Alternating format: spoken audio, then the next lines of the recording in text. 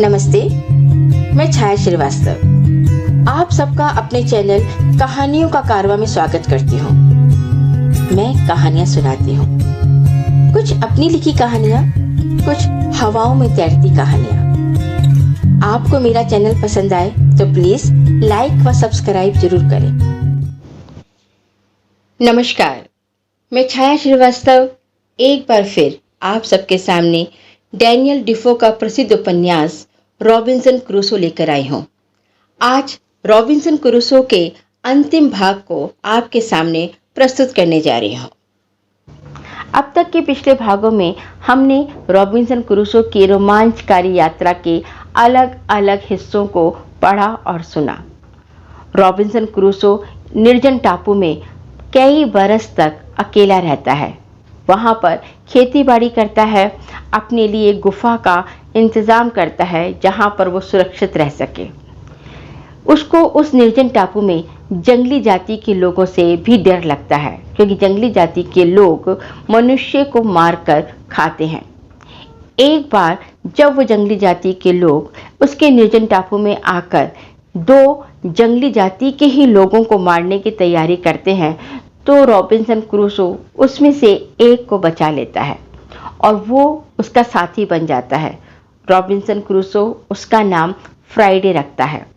Friday Robinson Crusoe का वफादार साथी होता है। अब आगे सुनते हैं कि रॉबिन्सन क्रूसो की इस अंतिम पड़ाव में क्या हुआ। रॉबिन्सन अब जल्दी से जल्दी इस द्वीप से जाना चाहता था। वे फ्राइडे के साथ नाव बनाने की तैयारी करने लगा। इस काम में फ्राइडे उससे अधिक अनुभवी आदमी निकला। उसने बताया कि नाव बनाने के लिए कौन सा पेड़ सबसे अच्छा है। रॉबिन्सन को यह नहीं मालूम था। जिस पेड़ को फ्राइडे बता रहा था, उस पेड़ की लकड़ी पानी और धूप में खराब नहीं होती थी। फ्राइडे की मदद से रॉबिन्सन ने बहुत आसानी से उस पेड़ को जमीन पर गिरा दिया, लेकिन फ्राइडे पेड़ को खोखला करना नहीं जानता था। उसने जलाते जलाते उसे खोखला करने की राय दी, लेकिन अब रॉबिन्सन के पास बढ़ईगिरी के लगभग सभी औजार मौजूद थे। वह उन्हीं औजारों के सहारे पेड़ के तने को नाव के रूप में काटकर खोखला करने लगा। फ्राइडे इन औजारों को आश्चर्य से देखने लगा। आज तक उसने इन चीजों को नहीं देखा था। नाव तैयार करने में उन दोनों को 1 महीने से ज्यादा समय लग गया, लेकिन यह नाव पहले की सभी नावों से बहुत अच्छी और मजबूत बनी थी। जिस दिन वह बनकर तैयार हो गई, उस दिन उन दोनों ने मिलकर बड़ी खुशी मनाई थी। लेकिन यह नाव भी इतनी भारी थी कि इसे समुद्र तक पहुंचाना आसान काम नहीं था। करीब 15 दिन की कड़ी मेहनत के बाद उसे वे समुद्र तक लाने में सफल हुए। पहले तो उन्होंने उसके नीचे लकड़ी के मोटे मोटे गोल लट्ठे डाले, फिर मजबूत लाठियों से उसे खिसकाते हुए वे किसी तरह समुद्र तक लाए। जब वे पानी में तैरने लगी तो उनकी खुशी की सीमा न रही। वे इतनी बड़ी थी कि उसमें आसानी से 1 दर्जन आदमी बैठ सकते थे। रॉबिन्सन को देखकर बड़ा आश्चर्य हुआ कि फ्राइडे इतनी आसानी से इतनी बड़ी नाव को खींच सकता था। उसके हाथ में आकर नाव जैसे पंख की तरह पानी पर तैर सकते थे। यही नहीं, वे अब बड़ी आसानी से उसे घुमा भी सकता था। जब रॉबिन्सन ने उसे पूछा कि क्या यह नाव समुद्र पार करने के लिए काफी होगी, तो फ्राइडे बोला, हाँ, क्यों नहीं। अगर बहुत तेज हवा चले तब भी ऐसी नाव पर कोई असर नहीं होगा। लेकिन रॉबिन्सन उसमें पाल भी लगाना चाहता था। उसने एक लंबा पेड़ काटकर उसकी मस्तूल बनाई और फिर उसमें पुराने जहाज की पाल के बचे हुए एक बड़े टुकड़े को बांधकर नाव की पाल बना ली। इस काम में रॉबिन्सन को करीब 2 महीने और लग गए। फिर इसी तरह पुराने तख्तों को जोड़ तोड़कर उसने नाव के पीछे एक पतवार भी जोड़ दी। इस तरह उन दोनों को मेहनत तो बहुत करनी पड़ी, लेकिन अब उनके पास एक मजबूत और बड़ी सी नाव हो गई। वे दोनों अक्सर उसे कुछ देर तक चलाकर उसकी परीक्षा करते थे। पाल के सहारे नाव इतनी तेजी से चल सकती है, इसका फ्राइडे को कोई अंदाज नहीं था। रॉबिन्सन ने उसे पतवार थामना और पाल के सहारे नाव चलाना भी सिखा दिया। यही नहीं, उसने उसे कुतुब नुमा के जरिए दिशा जानने का तरीका भी बता दिया। इस द्वीप में रहते हुए रॉबिन्सन को 26 साल हो गए थे। अब उसे ये आशा बन गई थी कि बहुत जल्दी ही उसे यहाँ से जाने का मौका मिलेगा, लेकिन फिर भी उसने अभी अपनी खेती बाड़ी जारी रखी। वे उसी तरह खेत की देखभाल करता था और अंगूर सुखाया करता था, ताकि अगर फिर से उसे यहाँ रुकना पड़ा तो ये चीजें उसके काम आ सकें। बरसात का मौसम शुरू होने वाला था, इसलिए रॉबिन्सन ने फ्राइडे के साथ मिलकर नदी के किनारे एक छोटी सी नहर काटी, जिसमें नाव आसानी से आ सकती थी। नाव को नहर में रखकर उसने नदी और नहर के बीच एक बांध सा बांध दिया, ताकि बाढ़ का पानी नाव को बहा न सके। उसके बाद उन्होंने नाव के ऊपर बहुत सी पत्तियां और डालियां बिछाकर उसे बिल्कुल छुपा दिया। इस तरह उसकी नाव अब वहां सारी बरसात भर हिफाजत से रह सकती थी। बरसात के बाद ही रॉबिन्सन वहां से रवाना होना चाहता था। धीरे धीरे बरसात भी बीतने लगी। जब बरसात खत्म होने को थी, उसके एक हफ्ते बाकी रह गए, तो रॉबिन्सन ने फिर से एक बार नहर को बांध से खोलकर नाव को बाहर निकालने और उसकी परीक्षा लेने का निश्चय किया। इसके अलावा वह समय रहते ही खाने पीने का इतना सामान इकट्ठा कर लेना चाहता था जो यात्रा के लिए काफी हो। एक दिन सवेरे रॉबिन्सन अपने काम में लगा। उसने फ्राइडे से कहा, जाओ किनारे पे अगर कहीं मिले तो एक कछुआ पकड़ लाओ। फ्राइडे किनारे की ओर चल पड़ा, लेकिन थोड़ी ही देर में दौड़ता हुआ लौट आया और हाँफते हुए बोला, मालिक मालिक, बड़ा बुरा हुआ, आफत आ गई। रॉबिन्सन ने घबराकर पूछा, क्यों, क्या बात है, क्या हुआ? उधर, वहां। फ्राइडे ने पश्चिमी किनारे की ओर इशारा करते हुए कांपती हुई आवाज में कहा, वहां, उधर वे लोग आ पहुंचे हैं। कुल 3 नावें हैं। रॉबिन्सन ने उसे हिम्मत बांधने की कोशिश की और कहा, ठीक है फ्राइडे, इस तरह घबराओ मत, डरने की क्या बात है, हम उनका मुकाबला करेंगे, हमें उनसे लड़ना चाहिए। बोलो, तुम लड़ने को तैयार हो? हाँ हाँ, फ्राइडे लड़ेगा, फ्राइडे लड़ सकता है, लेकिन वो लोग बहुत से हैं, बहुत से। कोई बात नहीं, कोई बात नहीं, हमारे पास बंदूकें हैं, जो लोग मरेंगे नहीं वे डर कर भाग जाएंगे। अब जाकर फ्राइडे की घबराहट कुछ कम हुई। उसने रॉबिन्सन को विश्वास दिलाया कि वह उसका साथ नहीं छोड़ेगा और आखिरी दम तक लड़ेगा। रॉबिन्सन ने 2 बंदूकों में गोलियां भरी और उन्हें फ्राइडे को सौंप दिया। फिर 4 छोटी बंदूकें उसने अपने लिए तैयार की और पिस्तौल में भी गोलियां भरी। फिर उसने अपनी कमर में एक तलवार बांध और फ्राइडे को एक कुल्हाड़ी दे दी। इस तरह तैयार होकर और अपनी जेब में दूरबीन रखकर रॉबिन्सन पहाड़ी पर चढ़ा। वहां से उसने दूरबीन से देखा कि कुल 21 आदिवासी समुद्र के किनारे तक आए थे। वे अपने साथ 3 कैदियों को लाए थे। जिस जगह उतरे थे वहां से नाला पास ही था। नाले के आसपास काफी दूर समुद्र के किनारे तक झाड़ियां और चट्टानें चली गई थी। रॉबिन्सन पहाड़ी से नीचे उतर आया। उसने फ्राइडे को एक पिस्तौल और एक छोटी बंदूक और दे दी। फिर गुफा में लौटकर उसने अपनी जेब में शराब की एक बोतल रख ली और फ्राइडे को बारूद और गोलियों की एक थैली उठाने के लिए कहा और समझा दिया कि जब तक मैं इशारा ना करूं तब तक गोली ना चलाना। जंगलियों से छिपकर चलने के लिए और चुपचाप उनके पास तक जाने के लिए ये जरूरी था कि वे लोग लंबे रास्ते से जाएं। हथियारों का इतना वजन उठाकर चलना उनके लिए भारी पड़ रहा था, लेकिन फिर भी धीरे धीरे वे आगे बढ़ रहे थे। रास्ते में रॉबिन्सन बराबर ये सोच रहा था कि जब जंगलियों ने मेरा कोई नुकसान नहीं किया तो मैं क्यों उनकी हत्या करूं? अगर वे लोग नर बलि चढ़ाते हैं और मनुष्य का मांस खाते हैं तो ये कोई उनका इतना बड़ा अपराध नहीं है कि चुपचाप उन्हें गोली मार दी जाए। उन लोगों को ये मालूम नहीं है कि वे एक बुरा काम कर रहे हैं। वे वही करते हैं जो उन्होंने माता पिता से सीखा है, इसलिए उनको समझाना बुझाना चाहिए। इस तरह छिपकर उनकी जान लेने का हमें क्या हक है? इस तरह सोचते हुए वे ये नहीं तय कर पा रहा था कि उसे क्या करना चाहिए। अंत में उसने ये निश्चय किया कि मैं पास जाकर देखूंगा वे लोग क्या करते हैं, और जब तक बहुत जरूरी नहीं होगा तब तक मैं उन पर गोली नहीं चलाऊंगा। जब तक रॉबिन्सन और फ्राइडे उनके पास तक पहुंचे तब तक उन लोगों ने आग जला ली थी। रॉबिन्सन ने फ्राइडे को आगे जाकर ये देखने के लिए कहा कि वहाँ क्या हो रहा है। फ्राइडे रेंगता हुआ आगे बढ़ा और फौरन ही लौट आया। आकर उसने बताया कि उन लोगों ने एक कैदी को मार डाला है और सब मिलकर उसे खा रहे हैं। थोड़ी देर में वे दूसरे कैदी को मार डालेंगे जिसे उन्होंने बांधकर जमीन पर पटक रखा है। ये दूसरा कैदी एक गोरा आदमी है। यह सुनकर रॉबिन्सन के चेहरे का रंग बदल गया। फौरन उसे तय कर लिया कि उसे क्या करना चाहिए। रॉबिन्सन ने रेंगते हुए आगे बढ़कर देखा। सचमुच एक गोरा आदमी बालू पर पड़ा हुआ था और उसके हाथ पैर बंधे हुए थे। जिस तरह जंगलियों ने आग जला रखी थी, उससे कुछ ही दूरी पर एक पेड़ था जिसके आसपास कुछ झाड़ियां भी थीं। यहां से आसानी से उन पर गोली चलाई जा सकती थी। इसलिए रॉबिन्सन धीरे धीरे खिसकता हुआ झाड़ी की ओर बढ़ चला। अब एक मिनट की भी देरी करना ठीक नहीं था। जब तक रॉबिन्सन फ्राइडे को लेकर पेड़ तक पहुंचा, तब तक जंगलियों ने दूसरे कैदी के पैरों से रस्सियां खोलनी शुरू की। दूसरे जंगली भी वहीं पास बैठे थे। फ्राइडे की ओर मुड़कर रॉबिन्सन ने दबी आवाज में कहा, देखो, जैसा मैं कहूं वैसा ही करना। वह जो आदमी कैदी के पास खड़ा है, उस पर और उसके आसपास बैठे हुए लोगों पर तुम निशाना साधो।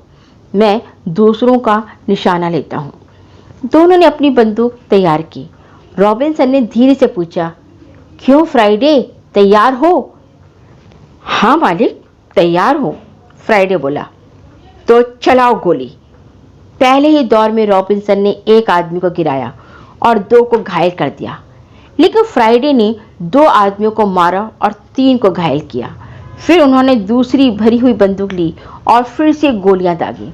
जो जंगली घायल होने से बच गए थे, वे बंदूकों की आवाज से बुरी तरह डर गए। उनकी समझ में नहीं आ रहा था कि ये सब क्या हो रहा है। इस बार 2 आदमी मरे और कई घायल हुए।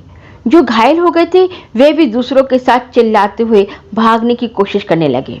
रॉबिन्सन ने आखिरी भरी बंदूक उठाई और कहा, फ्राइडे, आओ मेरे पीछे पीछे आओ। ये कहकर वे झाड़ी से बाहर निकलकर दौड़ने लगा। फ्राइडे भी उसके पीछे पीछे आ रहा था और जंगलियों पर गोली चलाता जाता था। रॉबिन्सन और फ्राइडे को बंदूक लिए हुए अपनी ओर आते देखकर वे दोनों जंगली भी भाग खड़े हुए, जो उस गोरे कैदी को मारने की तैयारी कर रहे थे। वे सीधे जाकर एक नाव में कूद पड़े। 3 दूसरे जंगली भी उसी नाव में जा बैठे। रॉबिन्सन ने फ्राइडे को इशारा किया कि उन लोगों पर गोली चलाओ। फ्राइडे ने आगे बढ़कर निशाना लिया और गोली चलाई। नाव में जितने लोग थे सभी गिर पड़े। उनमें से 2 मर गए और एक घायल हुआ। बाकी 2 डर कर गिर पड़े थे, लेकिन वे फिर उठकर तेजी से नाव चलाते हुए भागने की कोशिश करने लगे। फ्राइडे उन लोगों पर गोलियां चलाता रहा और तब तक रॉबिन्सन दौड़ता हुआ उस गोरे कैदी के पास जा पहुंचा। उसने उसके बंधन काट डाले और अपने साथ लाई हुई बोतल से उसे थोड़ी सी शराब पिलाई।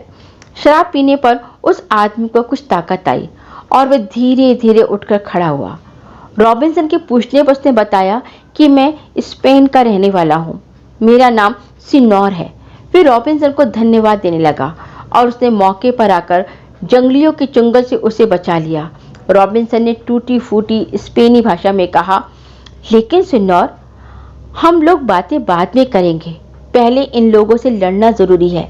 ये लो मेरी तलवार और पिस्तौल। अगर तुम में कुछ ताकत बची हो तो आओ हमारी मदद करो। जैसे ही उस आदमी के हाथ में तलवार आई, वे गुस्से में भरकर तेजी से जंगलियों की ओर लपका।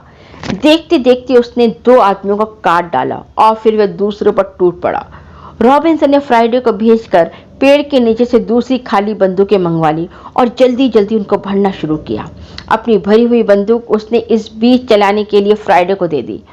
उधर उस स्पेनी आदमी और एक बहुत ही तगड़े जंगली में युद्ध हो रहा था। जंगली ने अपने हाथ में गदा ले रखी थी। अब तक स्पेनी ने उसके सिर पर 2 वार चोट करके उसे काफी घायल कर दिया था, लेकिन वह इतना तगड़ा था कि गिरने का नाम ही नहीं ले रहा था। स्पेनी इतनी देर तक बंधे रहने के कारण काफी कमजोर हो गया था और थका हुआ सा मालूम पड़ रहा था।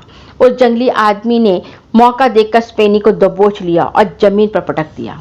उसने उसका हाथ ऐंठ कर तलवार छीन ली। वे स्पेनी पर तलवार से वार करने ही वाला था कि स्पेनी ने फौरन अपनी कमर से पिस्तौल निकाली और गोली दाग दी। जंगली वहीं ढेर हो गया। दूसरे लोग जान बचाकर इधर उधर भागने की फिक्र में थे। फ्राइडे उनका पीछा कर रहा था और अपनी कुल्हाड़ी से एक एक का सिर फोड़ रहा था। अब लगभग सारे मारे जा चुके थे। सिर्फ एक आदमी जो घायल था बचकर समुद्र में गिर पड़ा और तैरते हुए उस नाव तक जा पहुंचा जिसमें उसके दो साथी पहले ही भाग रहे थे। फ्राइडे ने रॉबिन्सन से कहा कि दूसरी नाव में बैठकर हम लोगों को इनका पीछा करना चाहिए। रॉबिन्सन ने फौरन उसकी बात मान ली, क्योंकि अगर वे बचकर निकल जाते तो इतना निश्चित था कि बाद में अपने और साथियों को लेकर वे बदला लेने के लिए यहाँ जरूर आते। इसलिए फ्राइडे को लेकर रॉबिन्सन दौड़ता हुआ दूसरी नाव के पास जा पहुंचा और उसे पानी की ओर ढकेलने लगा। लेकिन तभी वह ये देखकर चौंका कि नाव में एक तीसरा आदमी भी बंधा हुआ पड़ा था। हाथ पैर खोल देने के बाद भी वह उठ नहीं सका, चुपचाप पड़ा रहा और कर्राता रहा। शायद उसने सोचा कि ये लोग बलि चढ़ाने के लिए उसके हाथ पैर खोल रहे हैं। रॉबिन्सन ने फ्राइडे को शराब की बोतल दे दी और उससे कहा कि तुम इसे कुछ शराब पिला दो। शराब पीकर वह आदमी थोड़ी देर में उठ बैठा। फ्राइडे उसे देखकर पहचान गया और अपनी बोली में बातें करने लगा। वह बड़ा खुश नजर आ रहा था। उसने नीचे झुककर अपनी नाक उसकी नाक से मिलाई। जंगलियों में आपस में एक दूसरे को प्यार दिखाने का यही ढंग होता है। मारे खुशी के वह नाचने लगा। बहुत देर बाद वह कुछ शांत हुआ और रॉबिन्सन को बताने लगा कि ये मेरे पिता हैं। उस बूढ़े के हाथ पैर बिल्कुल सुन्न हो गए थे, क्योंकि उन लोगों ने उसे बहुत कसकर बांधा था। इसके अलावा उसे प्यास भी लगी थी। फ्राइडे दौड़कर उसके लिए पानी लाया और उसके हाथ पैर पर शराब मलने लगा। उधर स्पेनी भी लड़ते लड़ते बहुत थक गया था। 2-3 जगह घायल भी हो चुका था। फ्राइडे ने उसे भी उठाकर नाव में रखा। फिर वह नाव ढकेलता हुआ नाले की ओर बढ़ चला। रॉबिन्सन उनके साथ साथ पैदल चलने लगा। किनारे पर पहुंचकर उन दोनों को नीचे उतारा गया। वे दोनों इतने कमजोर हो गए थे कि उन्हें उठाकर किले तक पहुंचाना पड़ा। रॉबिन्सन को उनके लिए बाहर एक तंबू खड़ा करना पड़ा, क्योंकि उन्हें उठाकर किले का घेरा पार करना बड़ा कठिन था। दूसरे दिन रॉबिन्सन ने फ्राइडे को भेजकर किनारे पर पड़ी हुई जंगलियों की लाशों को दफन करवाया और अपनी बंदूकों को मंगवा लिया। फिर रॉबिन्सन ने फ्राइडे से कहा, जरा अपने पिता से पूछो कि क्या जंगली यहाँ से लौटकर हमला करने आ सकते हैं। फ्राइडे के पिता ने बताया कि अब उनके आने की संभावना कम है, क्योंकि वे लोग बुरी तरह डर गए हैं। खास तौर से बंदूकों से उन्हें बड़ा डर लगता है और अब वे लौटकर नहीं आएंगे, क्योंकि जब वे भाग रहे थे तो उसने सुना था कि वे आपस में कह रहे थे 2 जादूगर उन पर हमला कर रहे हैं। उसका कहना सही निकला। वे लोग फिर लौटकर नहीं आए। उस स्पेनी आदमी से बातचीत करने पर रॉबिन्सन को उनका पूरा किस्सा मालूम हुआ। उसने बताया कि 4 साल पहले की बात है। उसका जहाज उस किनारे पर टकराकर टूट गया था जहां फ्राइडे की जाति के लोग रहते थे। उसने बताया कि उन लोगों का व्यवहार उसके और साथियों के प्रति काफी अच्छा था, लेकिन फिर भी उन लोगों को आराम नहीं था। उनके कपड़े फट चुके थे, बारूद खत्म हो गया था और घर लौट जाने की उनकी आशा समाप्त होने लगी थी। एक कबीले के लोग दूसरे कबीले के लोगों से अक्सर युद्ध किया करते थे। ऐसे ही एक युद्ध में दूसरे कबीले वाले उसे पकड़ लाए थे। उसकी बात सुनकर रॉबिन्सन को लगा कि क्यों ना इन सब गोरे लोगों को मैं अपने द्वीप पर ले आऊं। उसने उस स्पेनी आदमी से इस बारे में बातचीत की और उसे वादा कराया कि अगर मैं तुम्हारे सब साथियों के लिए अपने देश वापस लौटने का इंतजाम कर दूं तो वे लोग मेरा कहना मानेंगे और मुझे अपना कप्तान समझेंगे। स्पेनी ने भी वादा किया कि मैं अपने सभी साथियों को कहूंगा कि वे तुम्हारा कहना माने और तुम पर विश्वास करें। अंत में ये तय हुआ कि 6 महीने बाद, जबकि दूसरी बार धान की कटाई पूरी हो चुकेगी, स्पेनी और फ्राइडे का पिता दोनों मिलकर अपने देश लौट जाएंगे। लौटने के लिए वे जंगलियों से छीनी नाव का प्रयोग करेंगे। इस बीच चारों आदमियों ने मिलकर टापू पर खूब खेती की और बहुत से अंगूर सुखाए। इस तरह उन्होंने कुछ ही दिनों बाद टापू पर आने वाले मेहमानों के लिए आवश्यक चीजें इकट्ठी कर ली। जब कटाई खत्म हो गई तब रॉबिन्सन ने उस स्पेनी आदमी और फ्राइडे के पिता को एक एक बंदूक दी और बहुत सा बारूद और गोलियां भी दी। उसने उनकी नाव में कम से कम 15 दिन चल सके इतना खाना पानी भी रख दिया। दोनों आदमी चल पड़े। उनके जाने के लगभग 8 दिन बाद एक दिन सवेरे, जबकि रॉबिन्सन बिस्तर पर ही था, इतनी अचानक फ्राइडे दौड़ता हुआ आया और खुशी से चिल्लाने लगा, मालिक मालिक, वे लोग आ रहे हैं। रॉबिन्सन उठा और जल्दी से कपड़े पहनकर बाहर भागा। बाहर जाकर उसने देखा कि एक नाव किनारे की ओर बढ़ी चली आ रही है, लेकिन अब भी वे कई मील दूर थे। जिस दिशा से नाव आ रही थी उस दिशा से उस स्पेनी वासी और उसके साथियों के आने की कोई उम्मीद नहीं थी। इसके अलावा इस नाव में बड़ी सी पाल भी तनी हुई थी। रॉबिन्सन की समझ में नहीं आया, इसलिए वह दौड़कर अपनी दूरबीन ले आया। फिर पहाड़ी पर चढ़कर वह ये देखने की कोशिश करने लगा कि ये नाव किसकी है और कौन लोग उसके टापू पर आ रहे हैं। वह अभी पहाड़ी पर ठीक से चढ़ा भी नहीं होगा कि उसने देखा किनारे से कुछ दूर एक जहाज लंगर डाल रहा था। देखने में जहाज इंग्लिस्तान का मालूम होता था। जो नाव किनारे की तरफ बढ़ी आ रही थी वह उसी जहाज की थी। ये सब देखकर रॉबिन्सन खुश हो रहा था और साथ ही चिंतित भी। उसकी समझ में नहीं आ रहा था कि कोई अंग्रेजी जहाज यहाँ कैसे आ सकता है, क्योंकि इस इलाके में स्पेनी जहाज ही चला करते थे और अंग्रेजों और स्पेन वासियों में गहरी दुश्मनी थी। रॉबिन्सन को लगा कि जरूर दाल में कुछ काला है। हो सकता है ये कोई डाकुओं का जहाज हो, इसलिए उसने अपने को और फ्राइडे को छिपाने की पूरी कोशिश की। उसने वहीं छिपे छिपे देखा कि नाव उसके किले से कोई आधा मील दूर समुद्र के किनारे रुकी। जब उसमें से यात्री उतरकर बाहर आए तो रॉबिन्सन ने साफ साफ देखा कि वे अंग्रेज ही थे। वे कुल 11 आदमी थे, जिनमें से 3 आदमियों के हाथ उनके पीछे बंधे हुए थे। स्पष्ट था कि वे कैदी थे। बाकी लोग उन्हें ढकेलते हुए किनारे की ओर ला रहे थे। फ्राइडे को पूरा विश्वास हो गया था कि वे उन्हें मारकर खाना चाहते हैं, लेकिन उन लोगों ने कैदियों के हाथ खोल दिए और उन्हें एक जगह जमीन पर बिठा दिया। फिर वे लोग इधर उधर पेड़ों की छांव में बिखर गए, लेकिन उन्हें ये नहीं मालूम था कि उधर उनकी नाव जमीन में धंस रही थी। वे जब किनारे पर आए थे तब ज्वार आया हुआ था और समुद्र का पानी भरा हुआ था। उन लोगों को ये नहीं मालूम था, इसलिए वे नाव को काफी आगे ले आए थे, लेकिन ज्वार उतरने से सारा पानी बह गया और नाव सूखी बालू पर पड़ी रह गई। नाव में 2 मल्लाह थे, लेकिन वे शराब के नशे में इतने बेखबर थे कि उन्होंने इस तरफ कोई ध्यान नहीं दिया। जब तक उनकी नींद टूटी तब तक नाव बालू में धंस चुकी थी, लेकिन इसकी जैसे उन लोगों को परवाह ही नहीं थी। रॉबिन्सन ने उनमें से एक को कहते सुना, कोई बात नहीं जैक, फिक्र ना करो, जब दूसरी बार पानी चढ़ेगा तो अपने आप तैरने लगेगी। रॉबिन्सन दिन भर चट्टान के पीछे छुपकर इन लोगों को देखता रहा। उसने देखा कि वे लोग पेड़ों की छांव में सो रहे थे। रॉबिन्सन और फ्राइडे अपनी बंदूकें लेकर बहुत सावधानी से दूसरों की नजर बचाकर उन तीनों कैदियों के पास पहुंचे। वे इनसे कुछ पूछना चाहते थे।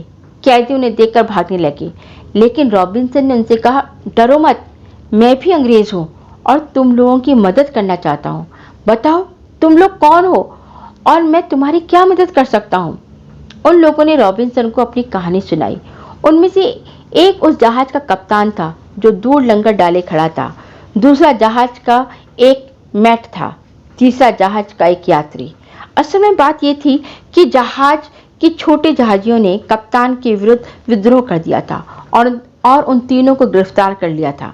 वे लोग पहले तो इन्हें मार डालना चाहते थे, लेकिन अब इस टापू पर उन्हें मरने के लिए अकेला छोड़ जाना चाहते थे।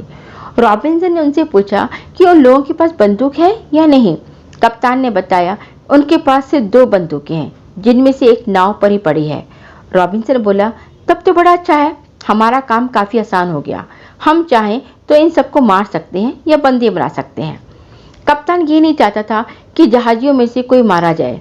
उसका कहना था कि इन लोगों में से 2 ही बदमाश हैं। अगर उन पर किसी तरह काबू पा लिया जाए तो बाकी सब आसानी से मान जाएंगे और काम करने को राजी हो जाएंगे।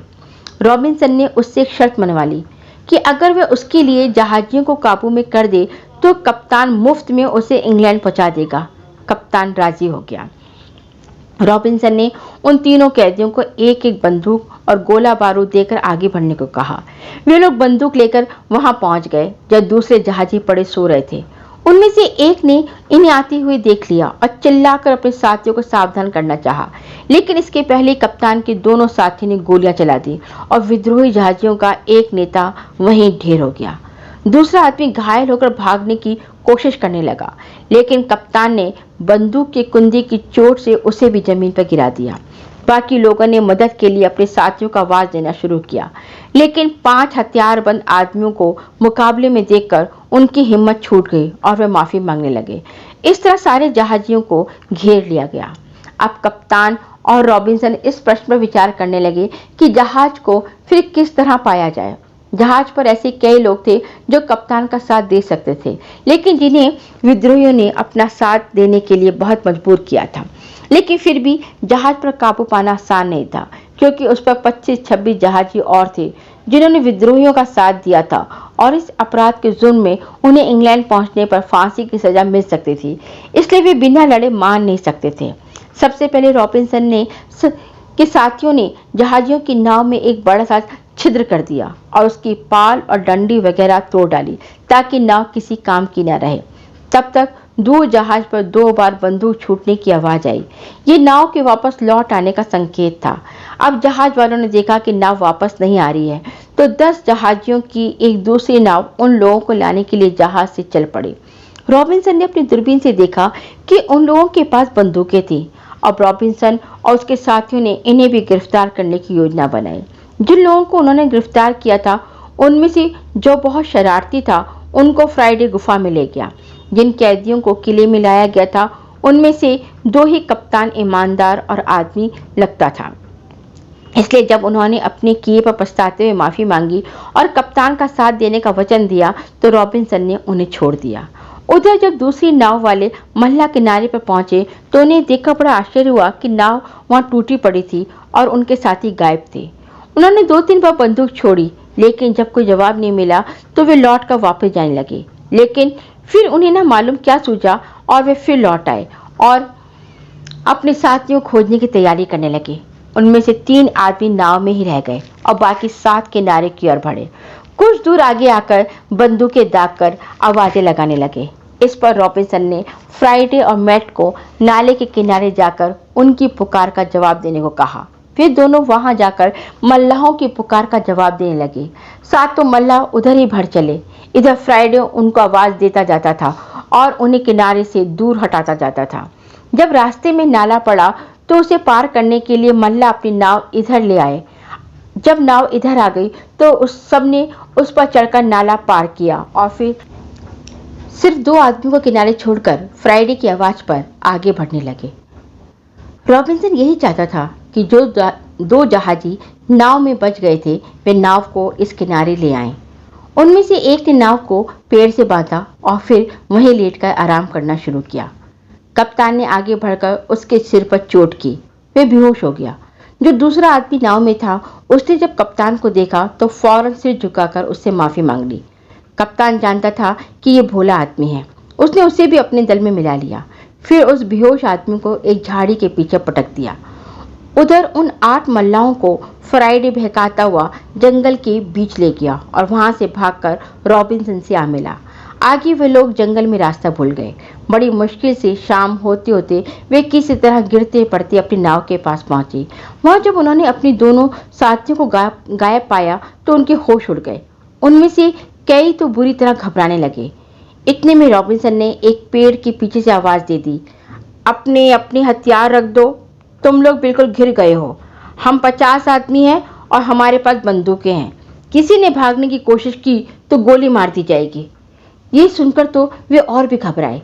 इतने में उनका नेता भागने की कोशिश करने लगा, तो कप्तान ने उसे गोली मार दी। अब तो फौरन दूसरे लोगों ने अपनी बंदूकें फेंककर हाथ ऊपर उठा दिए।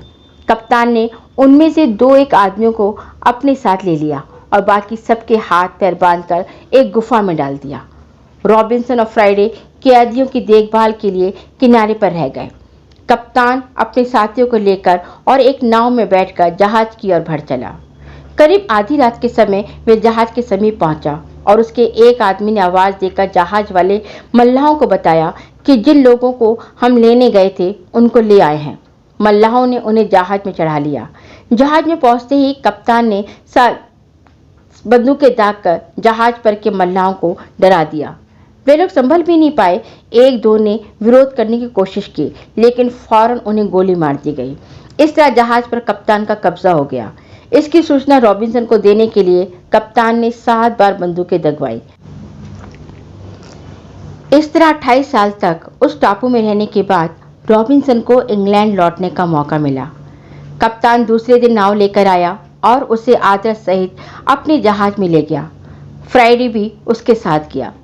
रवाना होने के पहले रॉबिन्सन ने उस टापू पर जो जहाजी कैद थे उनको अपनी भेड़ बकरियां, अनाज और किशमिश मुनक्कों के ढेर बता दिए। ये लोग बाद में एक स्पेन वासी और उसके साथियों के साथ कई दिनों बाद वापस लौट सके। लेकिन टापू छोड़ते समय रॉबिन्सन सोने की ईंटें और मोहरें नहीं भूला जो उसको उस टूटे हुए स्पेनी जहाज से मिली थी। यात्रा बड़ी लंबी थी, लेकिन अंत में एक दिन इंग्लैंड का किनारा दिखाई दिया। इतने दिनों बाद अपने देश की धरती के दर्शन करके रॉबिन्सन की आंखों में आनंद के आंसू आ गए। कुल 35 साल बाद इंग्लैंड की जमीन पर पैर रखा। उसने सिर झुकाकर अपनी मातृभूमि को नमस्कार किया। अब वह बच्चों की तरह रो रहा था। धन्यवाद। तो उम्मीद करती हूँ कि आपको डैनियल डिफो का उपन्यास रॉबिन्सन क्रूसो पसंद आया होगा। आपके कमेंट्स का मुझे इंतज़ार रहेगा। तो मिलते हैं अगली कहानी पर, अगली मुलाकात पर। धन्यवाद।